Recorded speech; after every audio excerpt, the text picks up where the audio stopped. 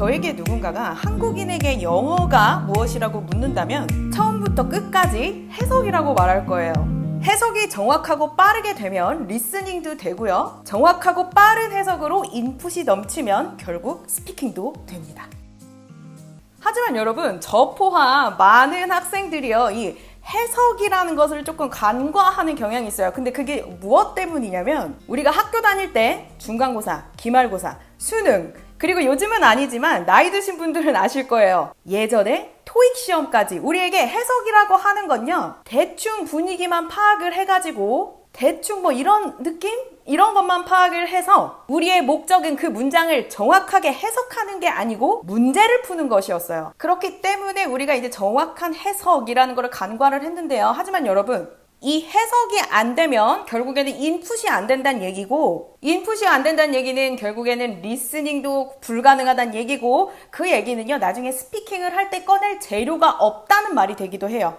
그래서 이번 영상에서는 그 누구라도 원어민에 가깝게 영어를 해석할 수 있는 방법 3가지와 그 단계가 잘 훈련되면 벌어지는 일, 그리고 그 각 단계마다 주의해야 할 점에 대해서 이야기를 해볼게요. 자, 그런데 여러분, 여기서 특히나 2, 3단계가요 상당히 중요하기 때문에 이 2, 3단계는 꼭 주의 깊게 시청을 해주세요. 자, 첫 번째, 해석의 첫 번째는요, 그것이 긴 문장이든 짧은 문장이든 주어, 동사, 목적어를 정확하게 파악하는 거예요. 주어, 동사, 목적어를 정확하게 뽑아내서 그것을 완전한 한국어 의미가 되도록 노트에 적어야 돼요. 해석 연습을 하는 거죠. 자, 그런데요, 여기서 질문이 2가지가 나올 수 있어요. 첫 번째, 선생님, 손으로 해석 반드시 써야 하나요? 제가 여러 번 말했죠, 여러분. 반드시 손으로 써야 합니다. 이 단계에서는요, 왜냐하면 내가 눈으로 쓱 한번 읽으면 해석이 된 것 같아.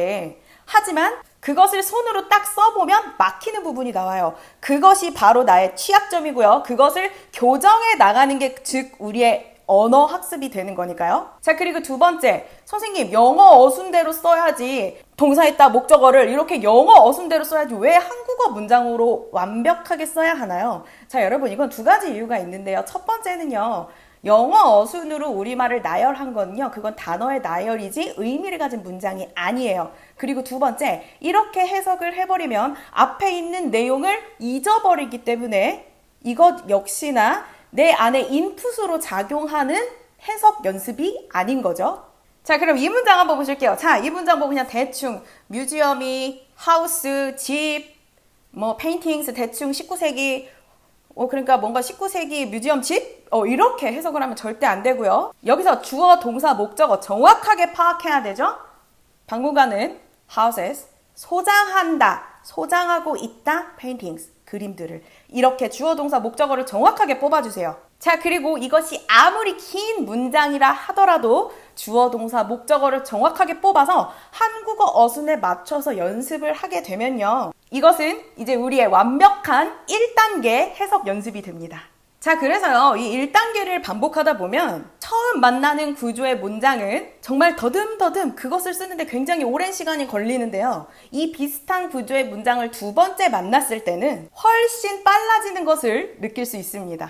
자, 그러면 이 단계가 제대로 훈련이 되면 어떤 일이 벌어지냐, 한국어와 영어가 1:1 매칭되는 문장, 즉 다시 말해서 영어 문장이 한국어로 쉽게 해석이 되는 종류의 문장들이 있어요. 그런 것들은 우리가 거의 100% 정확하게 해석을 할 수가 있게 됩니다.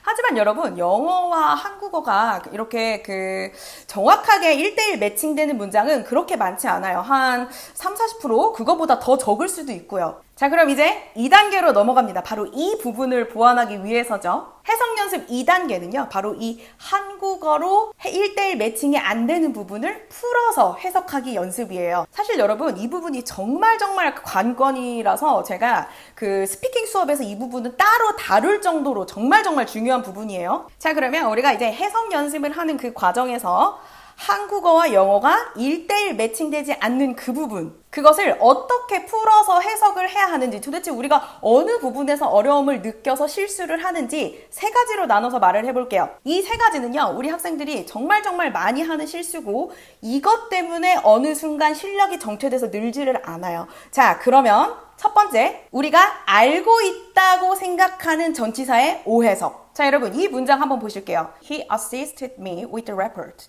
이 문장을 정말 가볍게 해석을 하면 어떻게 돼요? 네, 그는 레포트를 가지고 나를 도왔다. 그는 레포트를 가지고 나를 도왔다? 그게 도대체 무슨 말이야 지금? 이거는 우리가 말 그대로 기계적으로 그 영어를 한국말로 바꾼 거에 불과하지 어떤 의미를 가진 문장이 아니에요. 그렇기 때문에 우리는 이 표현을 다시 쓸 수도 없고 또 들었을 때 이해할 수도 없어요. 자, 그럼 하나만 더 볼게요. 좀 비슷한 경우가 있는데 He informed me of the change. 그는 알렸다. 나에게 change의.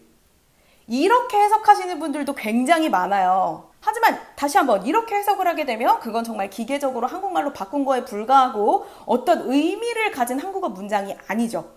그래서 이렇게 기본적으로 내가 알고 있다고 생각하는 전치사의 오해석이 실력 정체의 정말 큰 원인 중에 하나예요. 자, 그러면 이거는 어떻게 우리가 교정할 수 있을까요? 첫 번째, 일단 해설지를 보면 내가 해석한 것과 해설지의 내용이 정말 100% 다른 걸 알 수가 있어요. 그런 부분을 꼼꼼하게 교정을 해야 되고, 그리고 두 번째, 정 이해가 안 되면 이 동사를 사전에 쳐보면 같이 쓰는 전치사 부분을 보면 반드시 이거에 관한 내용이 있습니다. 이것까지 체크를 하면 완벽한 연습이죠. 그래서 해설지를 보면서 나는 레포트를 가지고 그를 도왔다라고 해석을 했는데 이게 정확하게 말하는 바는 레포트와 관련해서 그가 나를 도왔다. 그래서 전치사 with가 assist랑 사용됐을 땐 이런 의미로 사용이 되는구나까지 우리가 파악할 수가 있죠. 이것까지 해야지 우리가 이 단계에서 정체기를 벗어날 수가 있어요. 자, 그리고 두 번째, 우리 학생들이 또 많이 간과하는 혹은 몰라서 하는 실수 중에 하나가 전치사가 동사처럼 해석되는 경우예요. 자, 여러분, 제가 지난 영상에서 전치사가 동사처럼 사용될 때의 그 문장들을 설명을 해놨는데요. 이 영상은요, 정말 꼭 한번 시청해 주시길 바래요. 정말 중요하거든요. 자, 그럼 이것과 관련해서 저랑 함께 짧게 한번 보면 이 문장 한번 보실게요. Send the payment in the envelope. 자, 여러분, 대금을 봉투 안에 보내세요. 이게 무슨 말이에요? 대금을 봉투 안에 보내세요. 이거를 정확하게 말하면 이 in이 여기에서 동사처럼 사용이 됐어요. 대금을 봉투 안에 넣어서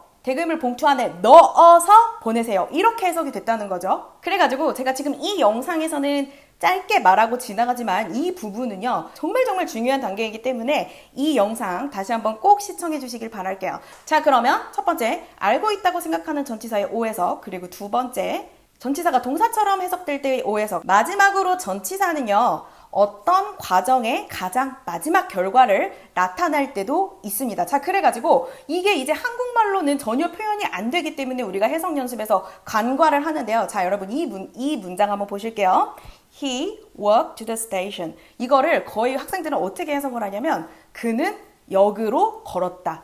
그는 역으로 걸었다. 이게 이렇게 해석을 하게 되면 어떤 게 상상이 되냐면 그가 있고 역이 있고 그 사이에 그가 걸어가는 그런 상황으로 우리가 해석을 할 수 있는데 그가 walked, 걸어서 to, 결국엔 역에 도착했다.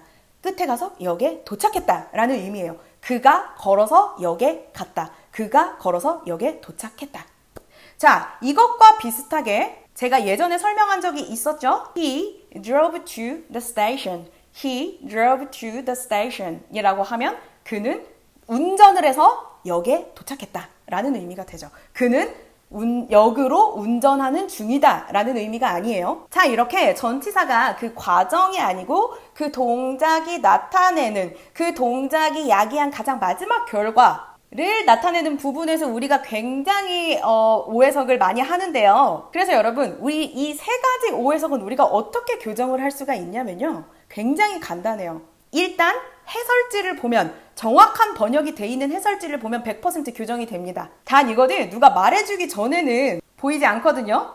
자, 그런데 여러분, 제가 지금 여러분들에게 말씀드렸죠. 첫 번째, 알고 있다고 생각하는 전치사의 기본적인 오해석. 두 번째, 전치사가 동사처럼 사용될 때의 오해석. 그리고 마지막, 전치사가 그 과정의 결과를 나타낼 때의 오해석. 이 세 가지를 우리가 인지하고 해설지를 보이면 우리가 어느 부분이 틀렸는지 금세 보여요. 자, 그래서 그럼 우리가 할 일은 뭔가요? 해석을 쓰고 해설지를 보고 그리고 그것을 교정하는 연습이겠죠. 자, 그리고 우리가 이 2단계까지 어느 정도 훈련이 진행되면 우리가 영어 문장을 읽었을 때 어떤 일이 일어나냐 하면 이게 문장이 한국어처럼 꽂혀요. 한국어처럼. 영어 문장을 읽었는데 이게 바로 한국어처럼 의미가 바로 꽂힙니다. 이거는 영어 리스닝을 했을 때도 마찬가지예요. 제가 예전에 여러분께 보여드렸던 훅이 있죠?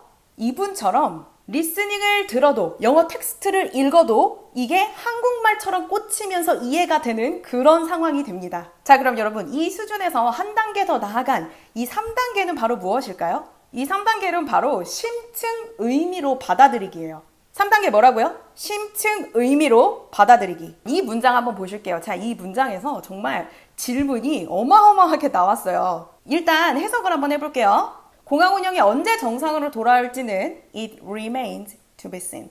두고 볼 일이다. 이런 내용인데 이거를 그대로 기계적으로 해석을 해가지고 선생님 이것이 to be seen, 봐진다, remain, 남아있다, 공항 운영이 노멀로 돌아간다. 이게 무슨 의미인가요? 이 질문이 저한테 굉장히 많이 들어왔는데요. 이 remains to be seen이요. 정확하게 내가 한글 해석을 하나하나 했는데도 해석이 안 된다. 하지만 그렇다 하더라도 이 문맥을 보면 공항이 지금 정상인 상태가 아니에요. 언제 노멀로 돌아갈지 몰라. 도대체 언제 노멀로 돌아갈지 이게 기약이 없네. 그러면 어떻게 해야겠어요? 사람들이 지켜봐야겠죠. 두고 봐야겠죠. 그러니까 이게 문맥적으로 언제 back to normal로 돌아갈지 remain, 여전히 to be seen, 지켜봐줘야 한다, 두고 볼 일이다. 이런 해석이 되는 거예요. 이게 바로 심층 의미로 받아들인다는 이야기고요. 그래서 지금 이 문장 하나로도 공항에 무슨 일이 있고 어떤 조치를 취했지만 그럼에도 불구하고 아직 운영이 정상으로 돌아가지 않은 그런 상황을, 이 상황 자체를 머릿속에 그릴 수 있어야 된다는 얘기예요. 자, 그래서 이렇게 심층 의미로 받아들이기 이 단계까지 가면 여러분 영어 텍스트를 읽었을 때 어떤 일이 벌어지냐 하면 한국어가 사라져요. 한국어가 사라지고 영문 그대로 그리고 의미 그대로 내 머릿속에 상황으로 그 내용이 파악이 됩니다.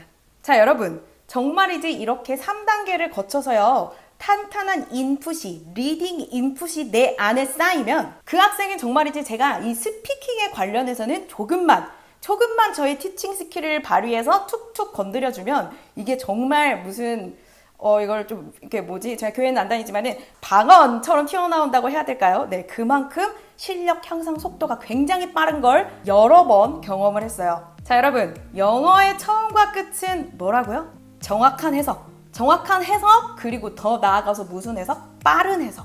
정확한 해석이 가능하면 읽기가 가능하고요. 빠른 해석이 가능하면 리스닝도 가능합니다. 자, 그리고 이렇게 리딩과 리스닝으로 인풋을 마구마구 쌓으면 비로소 뭐가 가능하다고요? 스피킹도 충분히 가능하죠. 자, 여러분 지금 당장 노트와 펜 그리고 여러분들이 해석 연습을 할 교재를 꺼내주세요. 그리고 그 노트가 까매진 만큼, 너덜너덜해진 만큼, 여러분들의 손때가 묻은 만큼 여러분들의 영어 실력은 정말 지금과는 전혀 다르게 향상해 있을 거예요. 제가 항상 강조하는 말 있죠? 잘 읽은 텍스트 하나 뭐 안 부럽다?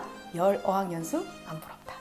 자, 여러분 이 영상이 도움이 되셨나요? 이 영상이 도움이 되셨다면 좋아요, 구독, 댓글 모두 환영이고요. 우리 그럼 다음 영상에서 만나요. 바이바이.